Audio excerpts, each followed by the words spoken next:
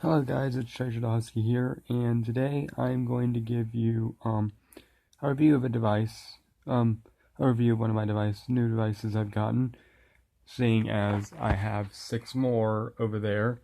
I'm going to do one.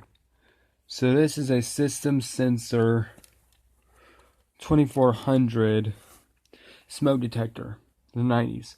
Now what's interesting about this smoke detector is it also came in a addressable version. This is the conventional version, of course, and it was given to me by a very, very, very nice technician friend of mine and Peyton's. Here's a little mounting plate that it comes on. A lot. That's very common with the 24 series of smoke detectors.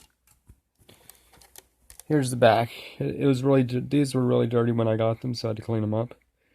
As you can see, the model number is a 2400 smoke detector. And it is older system sensor. And it's actually made up of 3 components. This ring right here is separate from this. So you could attach a conventional base like this on it, or an adjustable base on it. Then this part is separate too.